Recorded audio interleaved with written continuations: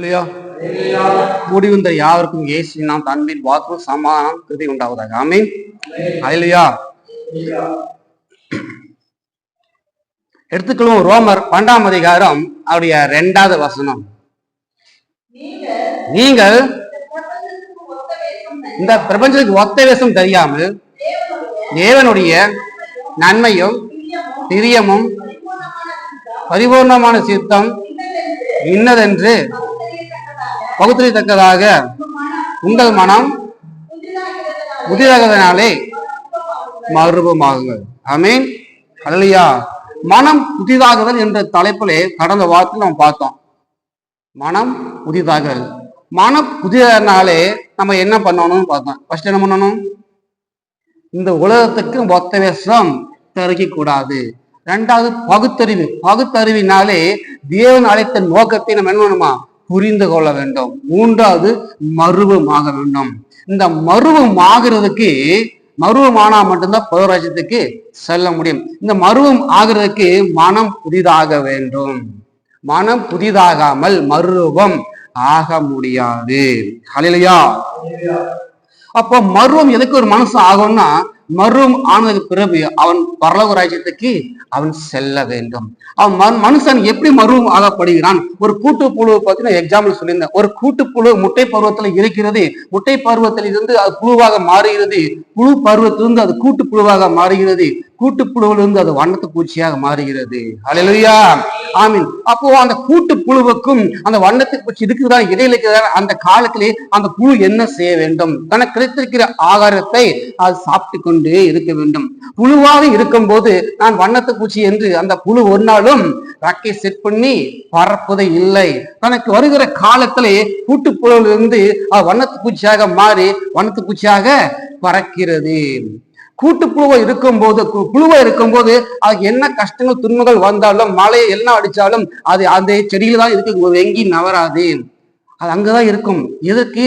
பொறுமையா காத்திருக்கு. ஆனா அதே வண்ணத்து பூச்சியா இருக்கும்போது ஒரு கஷ்டம் ஒரு பிரச்சனை வரும்போது அது என்ன ஆகுது? அங்க இடத்துல இருக்காது, அது பறந்து போயிடும். அப்படித்தான் மனுஷன் ஒரு மறுவும் ஆனந்து கற்பது அவன் இளமை வேற, வேகம் வேற, கரெக்டாக செயல்படக்கூடிய நேரங்கள் காரியங்கள் வேற வேகமாக இருக்கும். அதே மனுஷன் மறுவும் ஆகாத முன்னாடி குழுவா இருக்கும் போது அவனோட வேலைப்பட எல்லாம் சுலவாத்தான் இருக்கும். அழிதுக்கு வருவது லேட்டா தான் வருவாங்க. ஆமா, தூங்கி லேட்டா தான் எழுதிப்பாங்க. இப்படித்தான் சில புழுக்களுடைய காலங்கள் இப்படியாக போய்கிறது. இப்படித்தான் மனுஷன் மறுவமாகக்கூடாது என்று கடந்த வாரத்தை நாம் பார்த்தோம். கூட்டுப்புழு அனுபவத்திலிருந்து மனுஷன் மறுவமாக வேண்டும். மறுவமாகி உலகத்துக்கு செல்ல வேண்டும் என்று பார்த்தோம். ஆமென். அப்போ பார்த்தோம்னா மருவம் ஆகாமல் பரலோக ஜீவம் செல்ல முடியாது. அப்போ மருவம் ஆகிறதுக்கும் பரலோக ராஜ்யம் செல்லுவதற்கும் இதிலே ஒரு மனுஷன் ஏதோ ஒன்று செய்ய வேண்டும். அப்படி அதை செய்தால் மட்டும்தான் பரலோக ராஜ்யத்துக்கு செல்ல முடியும். என்ன பாஸ்டர் ஆகும்னா போக முடியாது, அதை செய்கிறீங்க, இதை செய்யறீங்க, இதை தான் நாங்கள் செய்யணும் அப்படின்னு நீங்க கேட்க எனக்கு தெரியுது. எல்லாரும் கேம் விளையாண்டுருக்கீங்களா? கேம் விளையாண்டது இல்லையா? செல்ல பாதி நேரம் செல்ல இருக்கிறோம். அந்த கேம்ல பாத்தீங்கன்னா ஸ்டேஜா இருக்கும். 1 2 3 4 ஸ்டேஜ். ஃபர்ஸ்ட் ஓப்பனிங்ல ஈஸியா இருக்கும், பட்டு ஸ்டேஜ் விளையாண்டு வெளியே வந்துடலாம். ஆனா 4 5 தாண்டும் போது கொஞ்சம் கஷ்டமா இருக்கும். அப்ப 5வது ஸ்டேஜ் முடிச்சா மட்டும்தான் அந்த கேமுக்குள்ள 6வது ஸ்டேஜுக்கு போறதுக்கு ஓப்பன் ஆகும். நீங்க 5வது ஸ்டேஜ் முடிக்காம 6வது ஸ்டேஜ் டச் பண்ணா என்ன ஆகும்? ஓப்பன் ஆகவே ஆகாது. நீங்க எத்தனை ட்ரிப் நீங்க 4வது ஸ்டேஜ் நீங்க விளையாண்டு தோத்து போனாலும் 4ல ஜெயிச்சா தான் நீங்க 5ல உள்ள போக முடியும். கரெக்டா? கேம் தான் விளையாடுறீங்க, கேண்டி கேம்ல கல்யாணத்துக்கு பாரு எப்படி. அப்போ 5 6 7 ஸ்டேஜுக்கு போயிட்டே இருக்கணும். அதுக்கு முன்னாடி இருக்கிற ஸ்டேஜ்களை என்ன பண்ணணும்? வின் பண்ணணும். அதே மாதிரி ஆவிக்குரிய வாழ்க்கை, ஆவிக்குரிய ஆசீர்வாதத்துல ஒவ்வொரு ஸ்டேஜ் இருக்குது. எல்லா காலகட்டங்களும் ஒவ்வொரு ஸ்டேஜும் தாண்டி போய்தான் வேணும். இந்த ஸ்டேஜ் நான் இங்கெல்லாம் பண்ண மாட்டேன், நேரம் நான் பரலோகம் போவேன்னா முடியாது. மனதை புதிதாகாம இல்ல அதெல்லாம் ரொம்ப கஷ்டமா இருக்கு, நான் ஃபர்ஸ்ட் மருவமாயிக்கிறேன் அப்படின்னாலும் அது முடியாது. சரி, நான் மருவமாயிட்டேன், நான் பரலோகம் முடியும்னா அதுவும் முடியாது. ஆமா, ஃபர்ஸ்ட் முட்டை பருவத்திலிருந்து புழுவுக்கு வரும். எடுத்தோன்னு முட்டை உடஞ்சி நேரம் பட்ட வண்ணத்து பூச்சியா மாறிடுதான். சரி, அது வேண்டா. எடுத்தோன்னு முட்டை உடஞ்சி கூட்டுப்புழுவ மாறிடுதான். எடுத்தோன்னு முட்டையிலிருந்து புழு வர வேண்டும். புழுவிலிருந்து தான் கூட்டுப்புழுவாகணும். எடுத்தோன்னு நான் அப்படியே நான் அங்க போயிடும்னு வரவே முடியாது. ஆமா, என்னதான் ட்ரைனிங் கொடுத்தாலும் அதற்கு என்ன வித்தை கண்டாலும் கூட்டுப்புழுவா இருந்தா மட்டும்தான் வண்ணத்து பூச்சியாக மாற முடியும். நான் கடந்த வாரத்திலே சொன்னேன், பல சபைகளை பல இடத்துல என்ன பண்றாங்க, அன்னி பாஷை பேசுவது எப்படி என்று ட்ரைனிங் கொடுக்குறாங்க.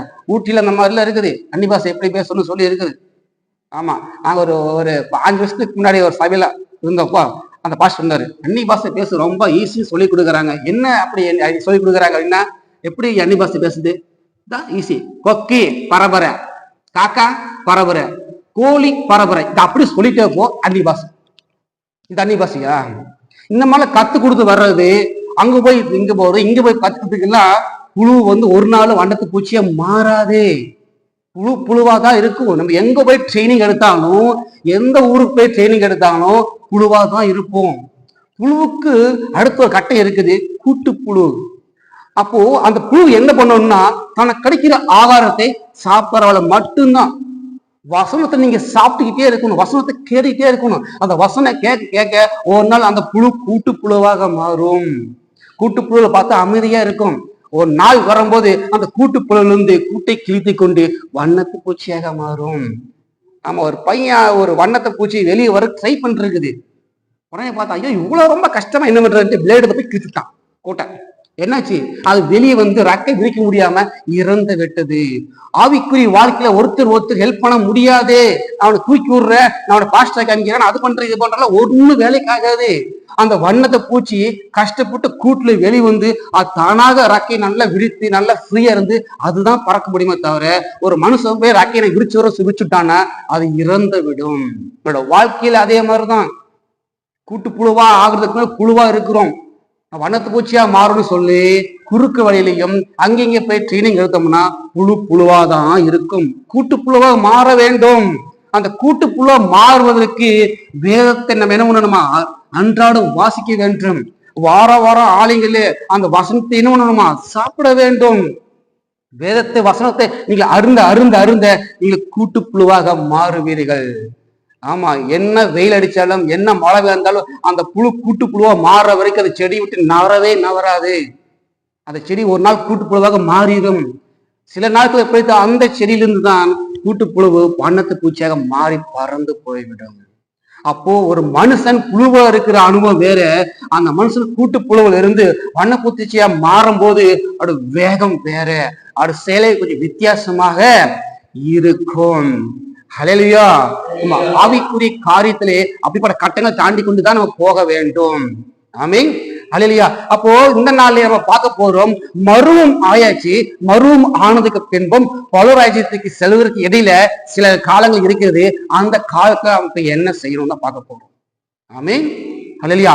மத்தேயு 7ஆம் அதிகாரம் அதனுடைய 21வது வசனம். மத்தேயு 7ஆம் அதிகாரம் அதனுடைய 21வது வசனம்.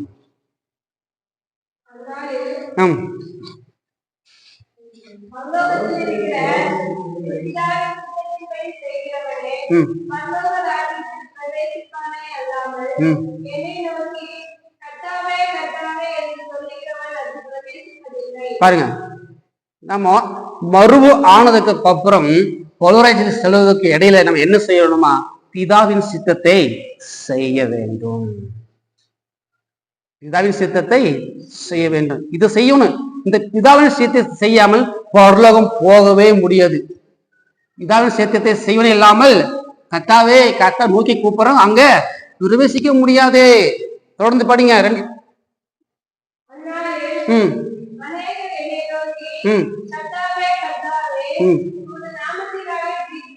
பாருங்க, உங்க நாமத்தினாலே தீர்க்கதரிசனம் உரைத்தோம் அல்லவா, பிசாசுக்கு தோத்தனும் அல்லவா,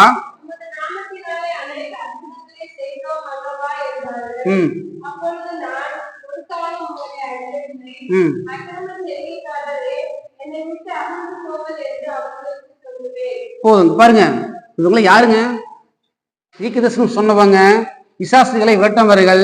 இவங்களை யாரு, ஊழியக்காரங்க. ஊழியக்காரர்களே, ஆண்டவரே உங்க நாமத்தை பிசாசை துரத்தணும், உங்க நாமத்தை சொல்லிதான் நாங்க அநேக அதிசயம் அற்புதம் செஞ்சோம், தீர்க்கதரிசனம் சொன்னமே அப்படின்னு கேட்கும் போது ஊழியக்காரரே அக்கிரமி செய்யக்காரர் ஒரே கூட போட்டார். அப்ப மத்தவங்க நினைச்சு பார்த்துட்டு, ஊழியக்காரங்களே உங்க நாமத்தை என்ன பண்ணும், தீர்க்கதரிசனம் சொன்னோம், ஊழியத்துக்கு போனோம், அநேருக்கு கொடுத்தோம், செஞ்ச எல்லாம் பண்ணோம் அப்படின்னு சொன்னவங்களே இயேசு சொல்றாரு, அக்கிரமை செய்ய காரியங்களை நீ வச்சு அகன்று போக நீங்க யாருன்னே தெரியாது சொல்றாரு. நான் என்ன சொல்லுவேன்னா, ஊழியக்காரருக்கு அப்படி இயேசு சொல்றாருன்னா சித்தம் செய்து முடியும்னா மற்றவங்கள என்ன பண்ணணும்னு பார்த்துக்கணும். பிதாவின் சித்தம் செய்ய முடியாமல் ஒருவனும் பரலோக ராஜ்யத்துக்கு செல்ல முடியாது. ஆமென், அல்லேலூயா. அப்ப பிதாவின் சித்தம் செய்யறதுதான் பிரச்சனைங்க. அங்கதான் பிரச்சனை. பிதாவின் சித்தம் செய்யறதுதான் பிரச்சனை. நம்ம கடந்த வாரத்தில் பார்த்தோம், ஒரு மனிதன் மூன்றாக இருக்கிறான். ஆவி, ஆத்மா, சரீரம். இந்த மூன்றும் உடையவனா இருக்கிறான். இந்த நாள் இந்த ஆவி, ஆத்மா, சரீரத்தை பத்தி உங்களுக்கு சொல்ல போறோம். அல்லேலூயா.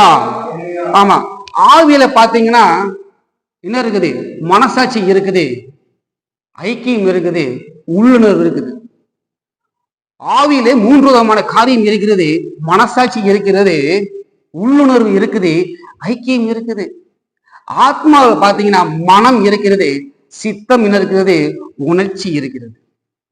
சரீரத்துல பாத்தீங்கன்னா ரத்தம் இருக்கிறது, தசை இருக்கிறது, எலும்பு இருக்கிறது. சரீர பிரச்சனை இல்லை. அந்த ஆவியில பாத்தீங்கன்னா மனசாட்சி.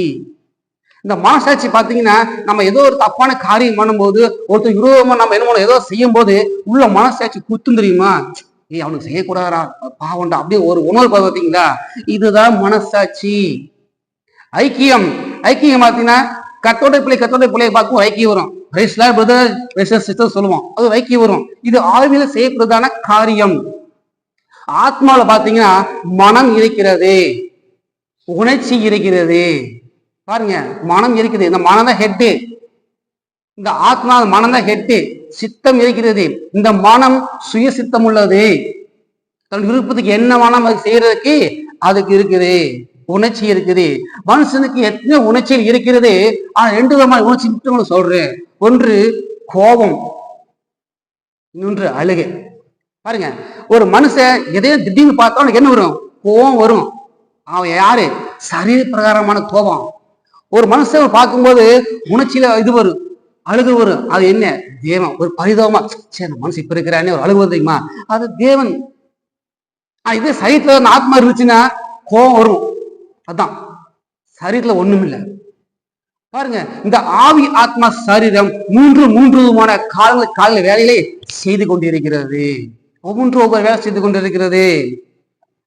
இந்த ஆத்மா சரீரத்தோடு செஞ்சு வேலை செய்யும் போது தேவ சித்தத்தை செய்யாது, தன்னுடைய சித்தத்தை செய்யும். இந்த ஆத்மா ஆவியோடு சேர்ந்து சேரும் போது தேவ சித்தத்தை சேரும். இந்த ஆத்மா என்னது? இந்த ஆத்மா ஜால்ரா, இங்கேயும் சேர்ந்துக்கும் அங்கேயும் சேர்ந்துக்கும். ஆமா, இந்த ஆத்மா அப்படி. ஆனா ஆவி பாத்தீங்களா, அது தேவனோட ஆவி. இந்த ஆத்மா பாத்தீங்கன்னா இங்கேயும் சேர்ந்துக்கும் அங்கேயும் சேர்ந்துக்கும். அதுதான் பிரச்சனை. ஏன் திவசத்தை செய்ய முடியல? ஆத்மா தேவனோட ஆவியோடு இணையாம சரீரத்தோடு இருந்ததுனால நம்ம சரீர நமக்குன்னு சிவசத்தையே செஞ்சுட்டு இருக்கிறோம். மேல என்ன பார்த்தோம்? பிதாவின் சித்தம் செய்யாமல் பரலோக ராஜ்யம் போக முடியாது. ஆனா பிதாவின் சித்தத்தை செய்யக்கூடாதபடி இந்த சரீரம், ஆத்மா சரீர பக்கமாக வருகிறது. நமக்கு இஷ்டமானதெல்லாம் அது செய்யுது, ஆத்மா செய்யுது. பார்த்தாலும் அது எதையும் செஞ்சுக்கிட்டே இருக்குது. இந்த ஆத்மா பாத்தீங்கன்னா இந்த ஆத்மா 50-50, இங்கேயும் போய்க்கும் அங்கேயும் போய்க்கும். அப்ப இந்த ஆத்மா தான் பிரச்சனையே. ஏன் தேவ சித்தத்தை நம்ம செய்ய முடியல? ஆத்மா தான் பிரச்சனை. இந்த ஆத்மா தேவனோட ஆவியோடு இருக்கும் போது அது உள்ளே வாங்கி தேவனோட ஐக்கியமா இருந்து தேவ சித்தத்தை செய்யும். ஆத்மா என்ன பார்த்தோம்? மனம் பார்த்தோம், சித்தம் பார்த்தோம், உணர்ச்சி பார்த்தோம். இந்த ஆத்மா மனம் ஆவியோடு சேரும் போது சித்தர்கள்ல அது தேவ சித்தத்தை செய்யும். இந்த மனம், ஆத்மால இருக்கிற மனம் சரீரத்தோடு சேரும் போது சித்தம் இருக்குல்ல, அப்ப நம்ம சரீரத்துக்குள்ள சித்தத்தை தான் செய்யும். அப்புறம் எப்படி நம்ம பரலோக ராஜ்யம் போக முடியும்? புரிஞ்சுங்களா? பருவம் ஆயாச்சு, பரலோக ராஜ்யத்துக்கு போகணும். இடையில என்ன பண்ணணும்? பிதாவின் சித்தத்தை செய்யணும். ஆனா நம்ம பிதாவின் சித்தத்தை செய்யக்கூடாதபடி நமக்கு ஒரு போராட்டம் இருக்குது ஆத்மால. இந்த ஆத்மா அங்கேயும் போயிரும், இங்கேயும் வந்துடும். அதுதான் பிரச்சனை. அல்லேலூயா, ஆமென். அப்புறம் மனம் புதிதாகாமல் தேவனுடைய சித்தத்தை நம்ம புரிஞ்சுக்கவே முடியாது. மனம் புதிதாகணும். அல்லையா? ஆசாரிப்பு கூடாருக்கு ஒப்பனையாக மனுஷன் இருக்கிறான். ஆமென். அல்லேலூயா. முதலாவது பிரகாரம் இருக்கிறது, பரிசுத்தலம் இருக்கிறது. மூன்றாவது என்ன இருக்கிறது? மகா பரிசுத்தலத்தில் இருக்கிறது. இந்த பிரகாரத்துல சரீரம் இருக்கிறது, பரிசுத்தலத்துல ஆத்மா இருக்கிறது, மகா பரிசுத்தலத்துல ஆவி இருக்கிறது. அல்லேலூயா. இந்த சரீர பிரகாரமா சேரவன் அவன் யாரு? புறஜாதி. அவன் உள்ளே வரமாட்டான். நம்ம சரீர பிரகாரம் செஞ்சோம்னா பரிசுத்தலத்துக்குள்ளே வர முடியாது, வெளியே நினைக்க வேண்டியதான். ஆமென். அப்போ பரிசுத்தலத்துக்கு கீழே இருக்கிற யாருன்னா அவன் யூதன். மகா பரிசுத்தத்துக்கு யாரு போக முடியும்? ஆசாரி மட்டும் தான் போக முடியும். யூதன் போக முடியாது. யூதன் ஸ்தலத்து வரைக்கும் தான். ஏன் இங்க பரிசுத்தலத்துல கீழே யூதன் போறோம்னா, ஒரு யூதன் அவன் நினைத்தால் ஆசாரியனாக மாறி உள்ளே போக முடியும், மகா பரிசுத்தத்துக்குள்ள போக முடியும். ஒரு யூதன் நினைத்தான்னா அவன் புறஜாதியா மாறி அவன் வெளியும் போக முடியும். ஆத்மா அப்படித்தான். ஆத்மா நினைச்சதுன்னா கர்த்தரோட சேர்ந்து அவர் தேவையோடு சேர்ந்து சித்தத்தை செய்யும் இருக்கு. இல்ல நினைக்காம தேவ சித்தம் எனக்கு வேண்டான்ட்டு சரீரத்தோடு சேர்ந்து அது கூட சேர்ந்து போறதுக்கும் இருக்கு. ஹல்லேலூயா. இந்த பிரகாரத்தையும் மகா பரிசுத்தலத்தை இணைக்கிறதை இணையும் தான் பரிசுத்தலம். அந்த பரிசுத்தலம் தான் ஆத்மா. ஆமென். நம்ம தேவனோடு இணைக்கிறது யாருன்னா ஆத்மா. சரீரத்தோடு இணைக்கிறது யாருன்னா அதுவும் ஆத்மா தான். இல்லையா? இந்த சரீரம் எப்பவுமே வெளி தோற்றத்தானதாவே பார்த்துட்டு இருக்கும். ஆனா சரீரம் வெளியே இருக்குது.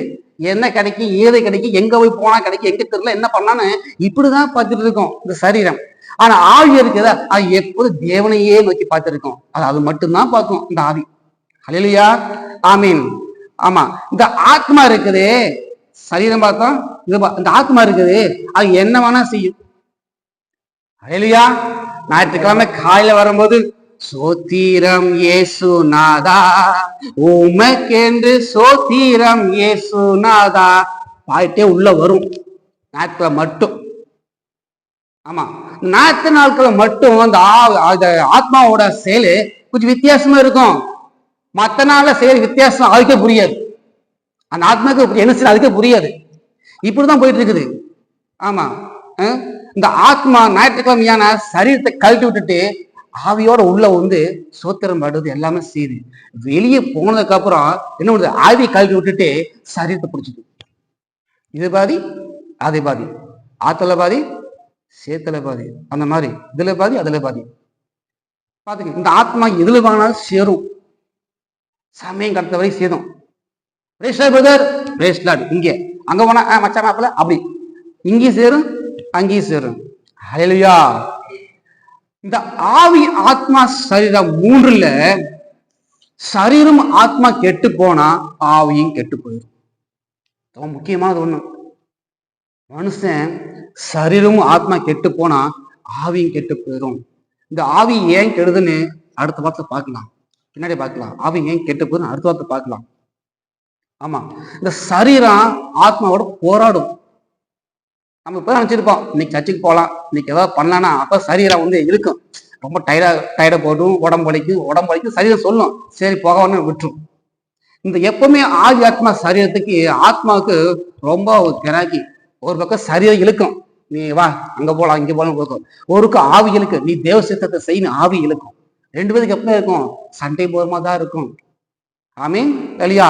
இந்த நாட்கள்ல ஆவி ஆத்மா சரீரத்துடைய வேலைகள் என்ன என்று நம்ம பார்க்க போறோம். முக்கியமானது ஒண்ணு, இதை மட்டும் நீங்க புரிஞ்சுக்கிட்டீங்கன்னா நீங்க தேவ சேத்தத்தை செய்யறதுக்கு ரொம்ப யூஸ்ஃபுல்லா இருக்கும்.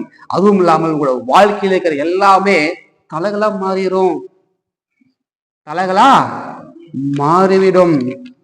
ஆமா, இந்த ஆவி ஆத்மா சரீரம், இந்த சரீரத்துல பாத்தீங்கன்னா முதல்ல ஆவி ஆத்மா சரீரம் இப்படித்தான் இருந்தது. தேவ ஆவியிலிருந்து ஆத்மாவுக்கு செய்தி வரும், ஆத்மாவிலிருந்து சரீரத்தை செய்யும் போது அது சரீரம் செய்யும்.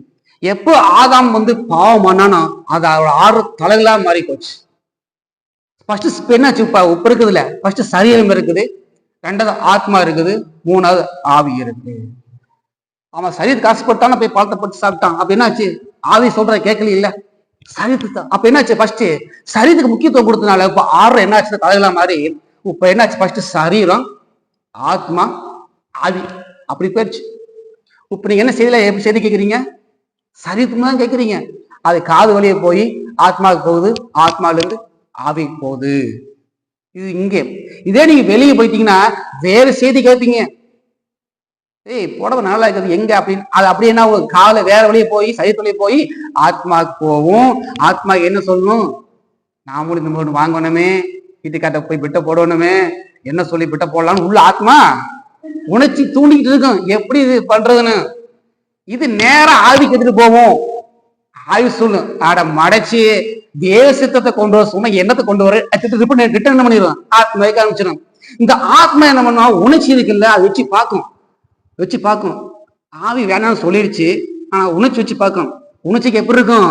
கண்களுக்கு சூப்பரா இருக்கும், பார்ப்பதற்கு இனிமையா இருக்கும், நல்ல பிங்க் கலர் வேற இருக்குது, போய் வாங்கணும் உணர்ச்சி வரும்.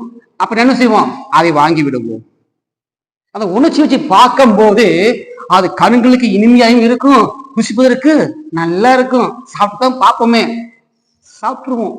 அப்ப இந்த ஆத்மா பாத்தீங்களா, இந்த ஆத்மா செய்தி தேவனுடைய ஆவி கொண்டு போகும்போது ஆவி சமானமா இருந்ததுன்னா அதான் நடக்கும். ஆவி சமானம் இல்லைன்னா ரிட்டர்ன் திருப்பி எங்க வரும், ஆத்மாவுக்கு வரும். அப்ப இந்த ஆத்மா உணர்ச்சி வச்சு பார்க்கணும். ஆவி ஒத்து போகலையே, நாங்க அடிபட்டு இருக்கிறோம். இடத்துக்கு போகும்போது சமானம் இல்லையா, டைப்பத்து கூடிய போயிருவேன், எப்படியோ சமானம் இல்லை, ஆவியில பிரச்சனையும் திரும்பி வருவோம். அப்போ ஆவியில ஒரு அக்க போனோம், நீங்க போனாலும் சரி, ஒரு நல்ல காரியம் செஞ்சாரு, சமாதானம் திரும்ப செய்யுங்க. ஆவியில சமாதானம் இல்லையா, குழப்பமா இருக்கலாம், வேண்டாமா செய்யலாமா, அப்படி ரெண்டு குழப்பமா இருக்கா, அது ஆவிக்கு பிடிக்கல, செய்ய வேண்டாம். இதுதான் தேவசித்தம். தேவசித்தம் எப்ப அறியுது, ஆவியில ஒரு சந்தோஷம் சமாதானம் இருந்தா அது உடனே நடக்கும், செய்யலாம். குழப்பமா இருக்கக்கூடாது, போலாமா வேண்டாமா இருந்தாவே அது ஆவிக்கு பிடிக்கல நடத்தும். ரிட்டர்னிங் அனுப்புறாங்க, ஆத்மாவுக்கு வருது. அப்ப அந்த ஆத்மா வச்சு உணர்ச்சி வச்சு பார்க்கணும். ஆவியில சமாதானம் இல்லையே, சரி வேண்டாம் நிறைவேற்றோம்னா சந்தோஷம் சமாதானம். உணர்ச்சி வச்சு பார்க்கும்போது எனக்கு ரொம்ப பிடிச்சது, ஆவிக்கு பிடிச்சா பிடிக்காம எனக்கு நல்லா இருக்கு, நான் சாப்பிட்ட சூப்பரா இருக்கு, போன நல்லா இருக்கு நினைச்சு போனோம்னா அது சரி பிரகாரம் நம்ம விஷயத்தை செய்யறேன் என்று அர்த்தம். ஹல்லேலூயா, ஆமென். அப்போ நம்ம பார்க்கறதுனால ஆவி ஆத்மா செய்யக்கூடிய வேலைகள் ஒரு 4 காரியம் இருக்கிறது. இந்த 4 காரியத்தை மட்டும் நீங்க மைண்ட்ல ஏத்திட்டு இதன் பிறகு செஞ்சீங்கன்னா உங்களுடைய சுயமா செய்யற எல்லாமே நீங்க தேவ ஆவியினுடைய சுயமா நீங்க செய்ய ஆரம்பிச்சிருவீங்க. ஆவியார் என்ன சொல்றாரோ அது மட்டும் தான் நீங்க கேட்பீங்க. ஆவியான ஒரு சமாதானம் இருந்தா அது மட்டும் தான் நீங்க செய்வீங்க. இந்த இடத்துக்கு போகக்கூடாதுன்னு ஆவியார் சொன்னா உங்க சமாதானம் இருந்தா அதுக்கு நீங்க போக மாட்டீங்க. இந்த 4 காரியத்தை நல்லா விளக்கி கொள்ளுங்கள். ஹல்லேலூயா, ஆமீன்.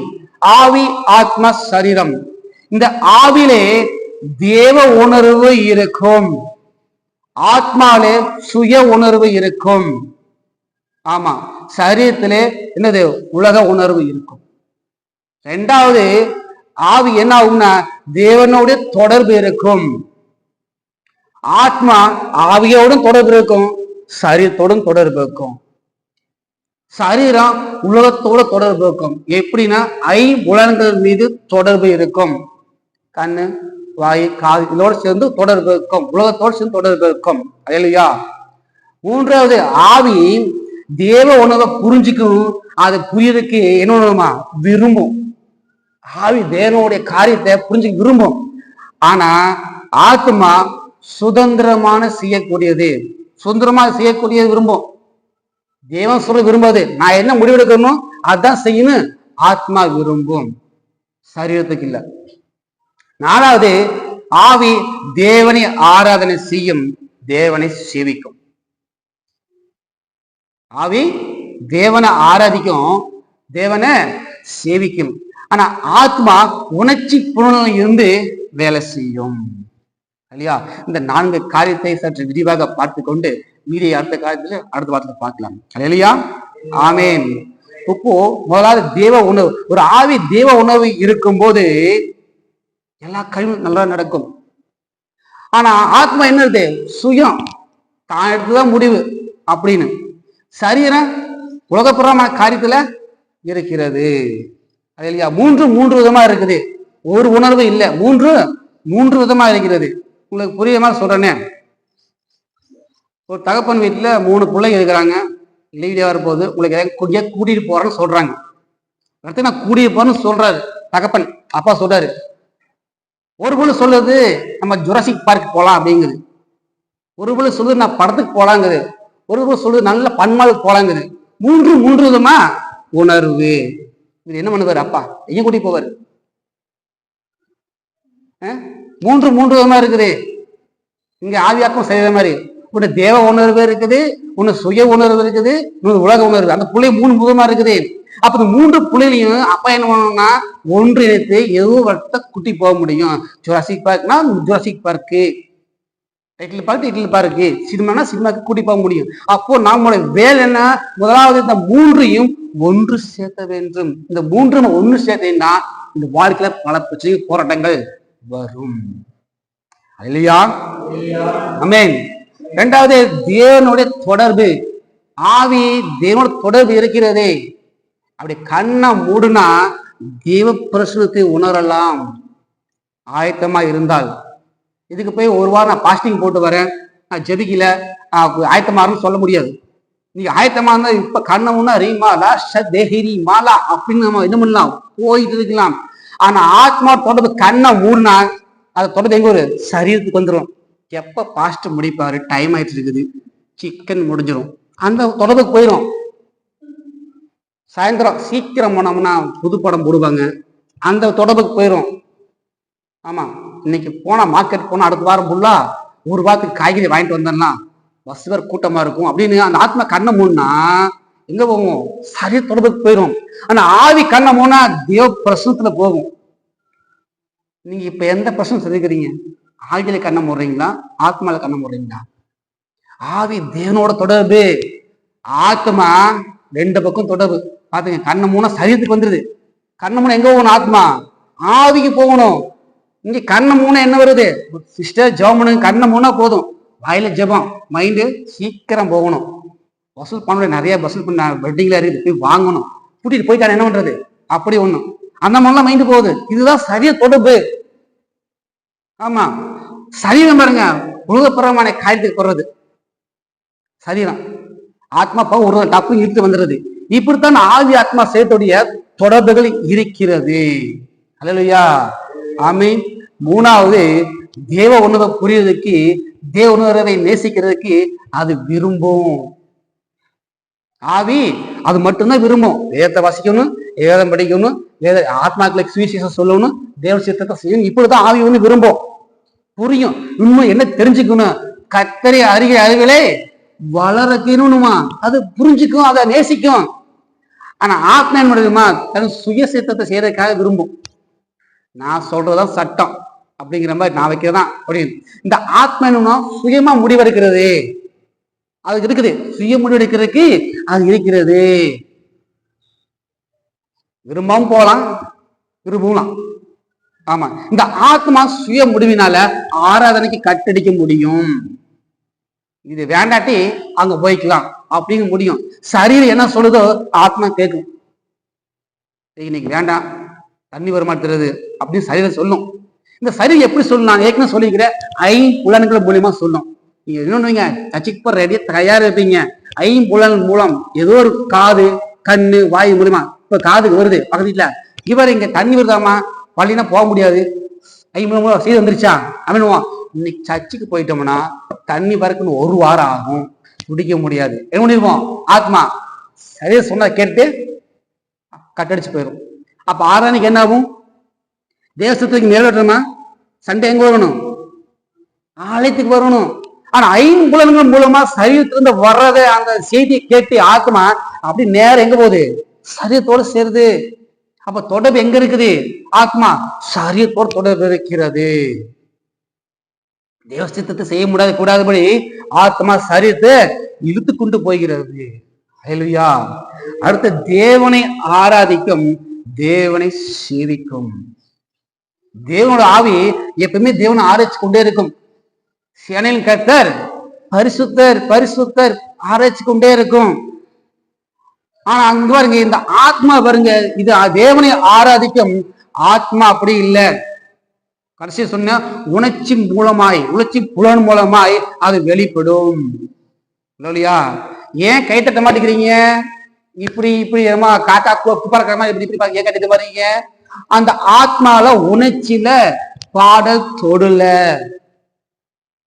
ஆத்மாவுடைய ஆண்டவருடைய பாடல வசனத்தை தொடரும்போது ஆவிக்கு போகும்போது கை தட்டுற விதமே வேற, உற்சாகத்துடன் பிரச்சனத்துடன் அப்படியே பேசுற இது ஆராதிக்கிறதே வேற.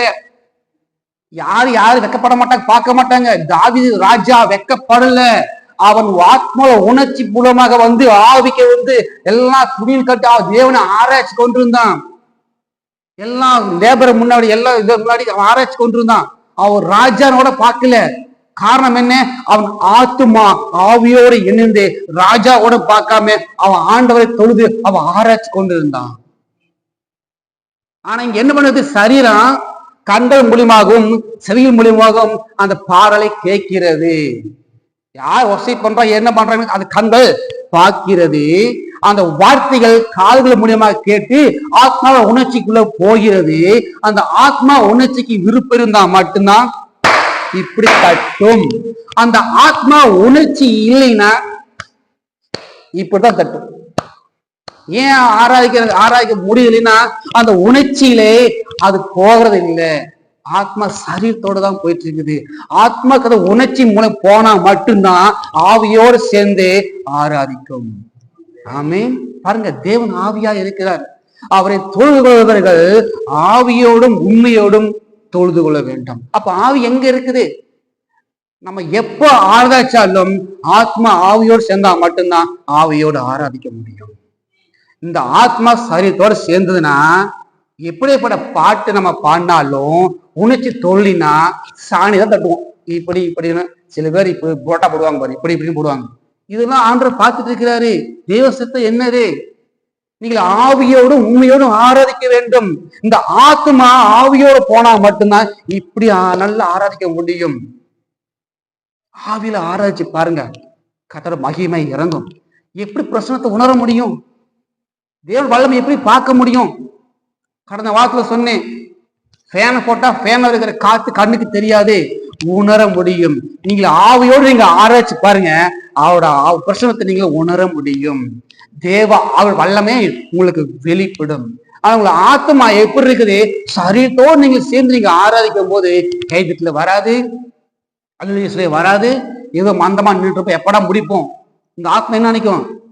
எப்படா முடிப்போம், இன்னைக்கு நிமிஷம் லேட் ஆயிடுச்சு, முடிக்க முடியல, டைம் பார்த்தீங்கன்னா க்ளோஸ் பண்ணியாச்சு. ஆவியோடு ஆராதிக்கும் போது நேரங்காலம் பார்க்காது, தேவனை துதிச்சு கொண்டே இருக்கும். அவரை துதிக்க துதிக்க அவரோட வல்லமை இறங்க இறங்க நம்ம அப்படியே மருவமை அவரோட என்னவான் ஒரு உறவாடு. அது பெரிய இது. அதுக்கெல்லாம் வருவதுக்கு தான் மருவமாக வேண்டும். மருவமாக தான் மனம் புதிதாக வேண்டும். அல்லேலூயா. ரட்சிப்பு வேறு, மனம் புதிதாக வேறு. ஒரு ஆவி ரட்சிக்கப்பட, ஒரு மனுஷன் ரட்சிக்கப்படுறா ஆவி மாறிடும். சரீரம் இயேசு கிறிஸ்து வரும்போது அது சாவாமே கழித்து கொள்ளும். சரீரம் மாறிடும், ஆனா ஆத்மா மாறுறதான் கஷ்டம். இந்த நாட்களிலே வருகிற நாட்களிலே இந்த ஆத்மா அது மூன்றும் எல்லாம் சேர்ந்து ஒன்றாக தேவனோட ஆவிக்குள்ள எப்படி போக வேண்டும்? எதை கட் பண்ணா தேவனோட ஆவிக்குள்ளே கடந்து போக முடியும்? ஏன் சரீரமும் ஆத்மா கெட்டு போனா ஆவி கெட்டு போகிறது. ஆவி எப்போதும் தேவனத்தை நோக்கி பார்த்து கொண்டிருக்குது. ஆனாலும் எப்போ சரீரமும் ஆத்மா ரொம்ப கேவலமா கெட்டு போகுதோ அப்பதான் ஆவி கெட்டு போயிடும். இந்த ஆவி ஏன் கெட்டு போகிறது, இதனால கெட்டு போயிரு என்று ஒரு நாட்கள் நம்ம பார்க்கலாம். இல்லையா? அப்புறம் பார்க்க வேண்டியது நம்முடைய ஆத்மா இப்ப யாரு கூட இருக்கிறது? யாரு கூட இருக்கிறது? 2 குழந்தை குடிச்சிட்டு 2 குழந்தை கூட்டு வரா, லெப்ட் ரைட் மாதிரி. ஆத்மா தடான்னு 1000 பேருக்கு சந்திச்சது சேர்த்து கழித்து விட்டுறது. அதுக்கு ஆத்மா தனக்கு ஒரு உணர்ச்சி பூர்வமான ஒரு வேணும் அப்படின்னா ஆவி கழித்து விட்டு சரீர பக்கம் சென்றது. சண்டே எங்க போகணும்? ஆலயத்துக்கு போகணும். இது ஆவிக்கு தெரியும், ஆத்மாக்கு தெரியும். ஆனா இந்த ஆத்மா சண்டே தான் முக்கியமான ஒரு விசேஷம், சண்டே தான் ஒரு ப்ரோக்ராம்னா பார்க்கும், உள்ள வச்சு பார்க்கும். அங்க போனா சந்தோஷமா இருக்கும். எல்லா பந்தக்காரங்க எல்லாம் வருவாங்க, எல்லா சிக்கன் மட்டன் எல்லாம் செஞ்சு சாப்பிடலாம், எல்லாம் ஒன்னா பார்க்கலான்னு உணர்ச்சியில் வச்சு இந்த ஆத்மா பார்க்கும்போது சந்தோஷமா இருக்கிறதுனால ஆவி கழித்து விட்டுரும். நீ போயிட்டா பரவான்ட்டு அதை விட்டு போட்டு இந்த ஆத்மா சரீரத்தோடு சேர்ந்து எங்கேயோ சுத்த போயிடும். 6 நாளைக்கு சுத்தம், எல்லா ஊரும் சுத்திட்டு முடிச்சுட்டு கடத்த 6 சனிக்கிழமை வந்த உடனே அந்த ஆத்மா டாப்பான்னு எங்க வந்துடும்? ஆதிக்கு வந்துடும். ஆண்டவரே நான் இங்கெல்லாம் போயிட்டு ஆண்டவரே நான் வண்டிக்கப்பா, நாளைக்கு நான் கட்சிக்கு போறேன், உதவி செய்யுங்க ஆண்டவரே சொல்லி ஆத்மா நைட்டே ஜெபம் பண்ண ஆரம்பிச்சு. திரும்ப கால் என்ன வருங்க சொன்ன மாதிரி சோத்தியங்கன்னா பாட்டு உள்ள வரும் ஆத்மா. அந்த ஒரு நாள் வரும்போது வித்தியாசத்தை பார்க்கணும். 6 நாள் இல்ல வித்தியாசம், அந்த 7 நாள் ஞாயிற்றுக்கிழமை வர வித்தியாசத்தை பார்க்கணும். என்ன சோத்திரம் வரும், என்ன ஆவியில வரும், அப்படியே பயங்கரமா வரும். திரும்ப போகும்போது ஆவி கழட்டி விட்டுட்டு சரித்து பிடிச்சுக்கும். நம்ம சின்ன தப்பு பண்ணும்போது நம்ம ஆத்மா திடீர்னு ஒரு உணர்ச்சி வரும், உணர்வு வரும். என்ன வரும்? அடே நம்ம ஆண்டவருக்குமா தப்பு பண்றாமே, என்ன பண்றது, இனி நம்ம என்ன பண்ணலாம், கரெக்டா இருக்கலாம், இனி சர்ச்சுக்கு போகலாம், சர்ச்சுக்கு கட்டடி கூடாது, கரெக்டா போலாம், எல்லாம் பண்ணலாம்னு சொல்லிட்டு இருப்பான். சரி இன்னைக்கு என்ன பண்ணலாம், பைபிளை வாசிக்கலாம், பைபிள் எடுப்போம். ஆனா சரீரம் பார்த்தீங்களா, ஏற்கனவே சொன்னேன், 5 புலன்கள் மூலம் செய்தி உள்ள கொண்டு வரும். பட் ஆகும் உள்ள வரும், ஏதோ செய்தி வரும். உள்ள வந்த உடனே அவங்க காதலை கேட்டு ஆத்மாவுக்கு போகும், ஆத்மாக்குல இருந்து ஆவிக்கு போகும். அந்த ஆவி கரெக்டான சரீரம் செய்தியா இருந்ததுன்னா அந்த ஆவி சந்தோஷமா இருக்கும், ஓகே. அந்த ஆவி இதெல்லாம் இதுக்கு திரும்பி விட்டு எங்க அனுப்போம், ஆத்மாக்கு அனுப்போம். அந்த ஆத்மா அதை கேட்டுட்டு விட்டுருந்தா பரவாயில்ல, திரும்ப என்ன பண்ணும், பைபிள் படிக்கும், வசனத்தை படிக்கும். ஆனா அந்த ஆத்மா உள்ள போய் உணர்ச்சி பூர்வமா சந்தோஷமா இருக்குன்னா பட்டாருன்னு என்ன பண்ணும், பைபிளை பிடி வச்சிடும், அந்த வேலையை பார்க்க ஆரம்பிச்சிடும். இதுதான் நடந்துட்டு இருக்குது. இதனாலதான் தேவ சித்தத்தை செய்ய முடியுது இல்ல. தேவ சித்தத்தை செய்ய முடியாதனால பரலோகம் போக முடியாது. அப்போ ஒரு மனுஷனுக்கு முதலாவது மனம் புதிதாகணும், புதிதாகி அவன் மருவமாகணும். இது ஒரு ஸ்டேஜ். மருவம் ஆனதுக்கு அப்புறமும் பரலோகத்துக்கு செல்றதுக்கு அப்புறமும் இடையில ஒண்ணு இருக்குது, அது தேவ சித்தத்தை செய்ய வேண்டும். அது தேவ சித்தத்தை செய்யக்கூடாதபடி நம்மளுடைய ஆவி ஆத்மா சரீரத்திலே போராட்டம் இருக்கிறது. அந்த போராட்டத்துல ஆவி ஓகே, சரீரம் ஓகே. சரீரம் ஒடுக்கணும்னா முன்னாள் பாஸ்டிங் போட்ட சரீரம் ஒடுக்கலாம். அந்த சரீரம் உயிர்ப்புக்கு எப்படின்னா தேவன் வரும்போது இயேசு கிறிஸ்து வரமும் சரீரம் உயிர்ப்பிச்சு போயிடும். ஆனா இந்த ஆத்மா இருக்குதே, இந்த ஆத்மா தான் சரிபட வேண்டும் இல்லையா? அடுத்த வாரத்துல இந்த ஆத்மா எப்படி செயல்பட்டால் எப்படி ஆவியோடு இணைகிறது, இந்த ஆத்மாவும் ஆவியும் ஆவி ஒன்னாக வேண்டும், இந்த சரீரமும் ஆத்மா ஒன்னாக கூடாது, அதை எப்படி கட் பண்ணணும், எப்படி பிரிக்கணும். எதை சரீரத்தை பிரிச்சோம்னா ஆத்மா எங்க போகும், ஆவி கொண்டுரும். 4 மாடு இருக்குது, சிங்கம் பாக்குறதுல ஒன்னா சென்றிருக்கிறாங்க, பிரிச்சா தனித்தனியாக போகும். அந்த மாதிரி நாம் அடுத்த வாரத்துல இந்த ஆத்மாவையும் சரீரத்தை பிரிக்க போறோம். பிரிச்சுட்டோம்னா ஆத்மா எங்க போகும், ஆவி பக்கத்துல வந்துடும். ஆவி பக்கத்துல வந்ததுன்னா தேவ சித்தத்தை சிதைவில்லாமல் இருப்போம், தேவனோட உறவாடுவோம். இவனுக்கு பாத்தீங்களா தேவனோடய சஞ்சரிச்சான், தேவனோடய போயிட்டான், மருவமாகி போயிட்டான். ஏன் கத்தோட பேசிட்டு இருந்தான், கத்தோட இல்லாம அவனோட செஞ்சுட்டு இருந்தான், அதான் மருவமாகுது, அப்படியே எடுத்துக்கொள்ளப்பட்டாச்சு பரலோகத்துல. நாமளும் இந்த ஆவி ஆத்மா சரீரத்தை ஆத்மாவின் சரீரத்தை பிரிக்கும் போது நம்முடைய ஆத்மா ஆவியோடு இணையும் போது நம்ம தேவ சித்தத்தை செய்வலா இருப்போம். எல்லாரும் கலந்தபடி இருக்கலாம்.